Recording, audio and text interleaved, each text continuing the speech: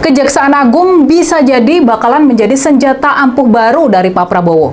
Dia bakalan jadi senjata ampuh baru dari Presiden Prabowo.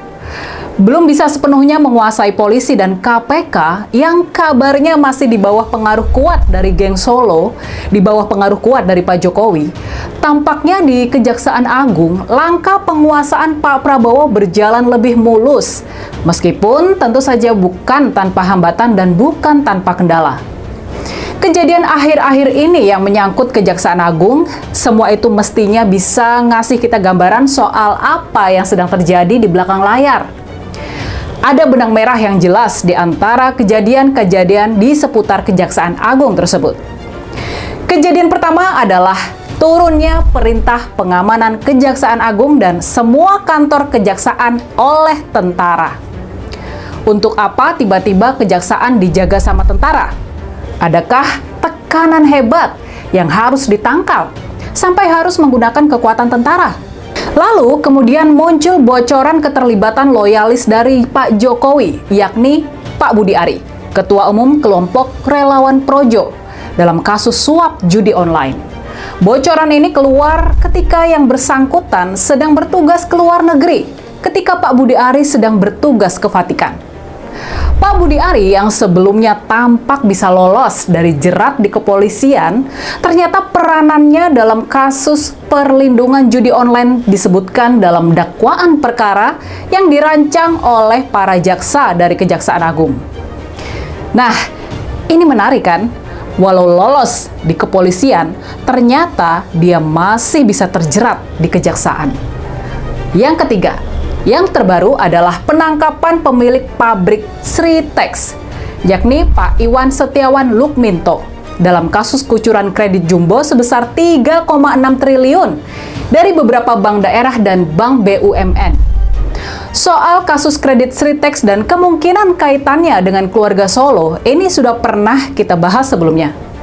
Jadi tampaknya kalau kita menarik benang merah dari 3 kejadian ini, ada kaitan antara kejadian-kejadian yang menyangkut Kejaksaan Agung dengan merenggangnya hubungan di antara Presiden Prabowo dengan mantan Presiden Jokowi.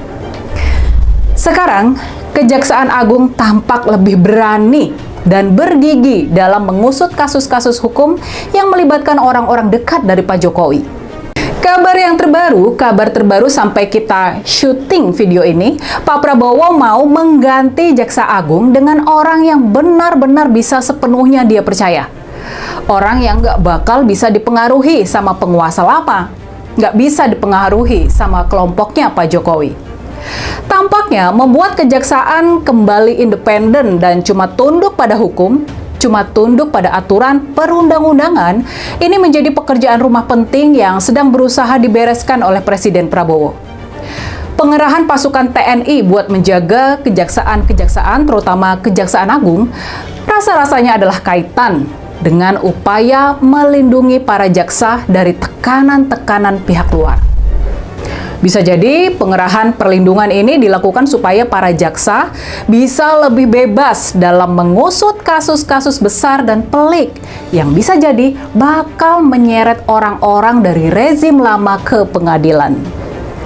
Pengusutan kasus suap perlindungan judi online mungkin bisa jadi contoh nyata tentang tarik-tarikan kasus hukum yang sedang terjadi. Ketika kasus ini masih ditangani sama polisi, tampaknya nama mantan Menkominfo Budi Ari masih aman dari jeratan. Dia memang pernah dipanggil Bareskrim buat menjadi saksi dalam kasus ini. Namun kemudian penanganan kasus ini tampak meredup. Nama Budi Ari tak pernah disebut lagi dan dia pun tidak ditahan. Tapi yang kemudian mengejutkan kita semua, tanpa diketahui publik ternyata proses penyidikan lanjutan di Kejaksaan Agung selesai dan kasus ini pun sudah dilempahkan ke pengadilan. Tidak ada media yang memberitakan persidangan kasus ini. Lalu muncullah bocoran dari dakwaan yang diajukan para jaksa terhadap para pelaku kejahatan perlindungan situs judi online itu. Di situ ada nama Pak Budi Ari disebut berkali-kali dan bahkan disebutkan juga kalau orang dekat dari Pak Jokowi itu mendapat jatah sampai 50% dari setoran ilegal para pengelola judi online. Serangan kilat dari Kejaksaan Agung ini sudah pasti mengejutkan banyak pihak. Mungkin termasuk Pak Budi Ari sendiri dan juga Pak Jokowi di Solo. Tampaknya Pak Budi Ari sudah tidak bisa lagi dilindungi dari kasus hukum yang menjeratnya. Kasus yang tampaknya bakal lebih mengkhawatirkan keluarga Solo adalah pengungkapan kasus kredit macet kepada pabrik tekstil Sritex yang sudah bangkrut itu. Kasus ini melibatkan 3 bank daerah dan 1 bank BUMN. Ada Bank BJB, Bank Jateng, Bank DKI, dan juga Bank BNI. Sebagaimana yang sudah pernah kita bahas sebelumnya, yang tampaknya jadi salah satu bahan penyelidikan lebih lanjut dari para jaksa adalah adanya selisih antara dana yang disebutkan sudah dikucurkan oleh bank-bank BUMD dengan dana yang diakui sudah diterima oleh Sritex. Jumlah selisihnya sangat fantastis, yakni mencapai 170 miliar rupiah. Di Bank BJB misalnya, menurut catatan bank yang sudah diaudit oleh BPK, oleh Badan Pemeriksa Keuangan, besar kredit yang dikucurkan sebesar sekitar 670 miliar.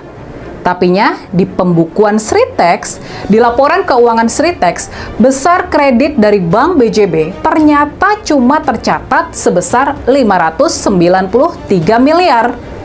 Jadi ada selisih 77 miliar di antara pencatatan di Bank BJB dan pencatatan di Sritex. Oke, halo teman-teman, kembali lagi bersama saya di channel ini. Salam NKRI harga mati. Teman-teman, dalam video ini kita telah mendengarkan sebuah cuplikan video yang disampaikan oleh Mbak Rini Budoyo. Tentunya hal-hal seperti ini menjadi sebuah pemahaman bagi kita dalam menilai perjalanan politik yang ada di Indonesia saat ini. Nah, pada dasarnya memang dengan berbagai macam yang terjadi, tentunya melihat pergerakan-pergerakan politik seorang Jokowi dan begitu juga dengan Prabowo Subianto, mereka sangat-sangat mempunyai hubungan yang akrab, teman-teman. Dikarenakan dalam kemenangan Prabowo, terlibatnya seorang Jokowi itu sangatlah besar, ataupun dukungan dari seorang Jokowi itu sangat luar biasa. Lantas ketika kita melihat saat ini Jokowi sudah mulai ngelunjak dengan tindakan-tindakan dan melakukan sewenang-wenangnya sesuai dengan keuntungan pribadi ataupun keluarganya saja.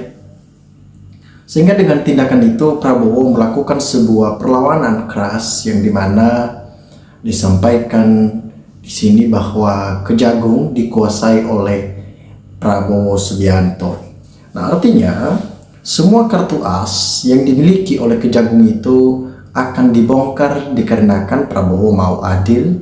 Prabowo mau di masa kepemimpinannya semua para mafia-mafia koruptor, mafia-mafia tanah, mafia migas itu harus terbongkar secara terang benderang. Nah, kalau ini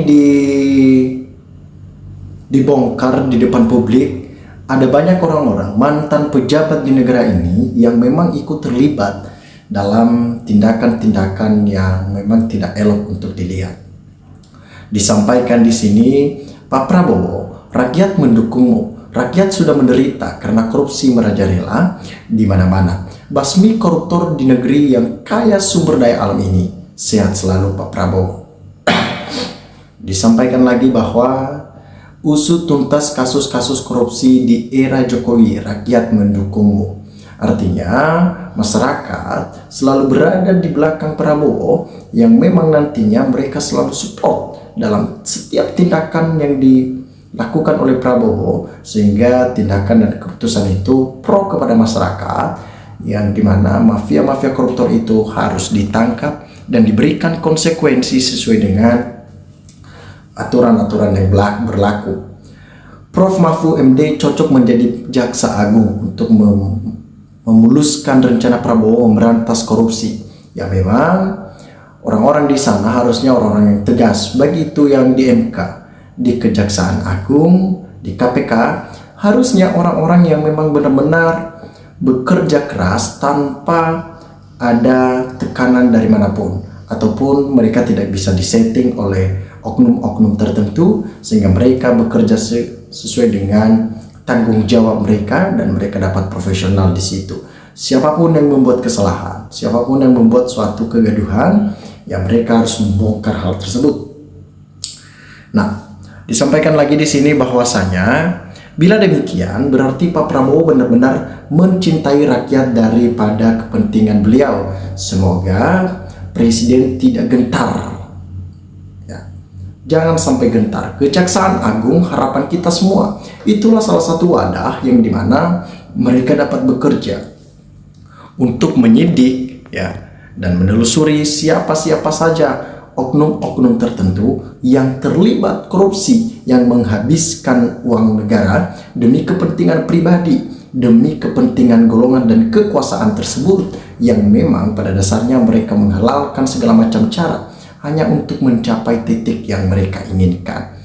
Pak Prabowo harus berpihak pada seluruh rakyat Indonesia, jangan hanya berpihak pada seorang Jokowi, karena Jokowi bukanlah siapa-siapa. Dia juga bukan ketum dari partai, dia cuma masyarakat biasa. Artinya kalau dibuat suatu perlawanan maka ya dia gentar, dia takut untuk memulai dan melakukan sebuah kecurangan-kecurangan yang besar yang merugikan masyarakat banyak. Kita inginkan negara ini tentram, hukum berjalan sesuai tatanan yang benar, tegas, tidak pandang bulu. Rakyat jelata inginkan adil dan makmur. Dengan diusutnya kasus Budi Ari dan Sritex itu menunjukkan Prabowo mulai perang terhadap Jokowi. Ya. Tegaskan kebenaran dan keadilan Pak, hancurkan kebatilan. Kami berdoa moga Kejaksaan Agung terus berjuang melibas koruptor yang sudah merugikan negara. Ya. Prabowo harus berpihak kepada masyarakat, lindungi dia. Orang-orang yang berada di garda terdepan, mari kita melindungi orang-orang yang memang sedang bekerja untuk memuluskan negara kita lebih baik ke depan.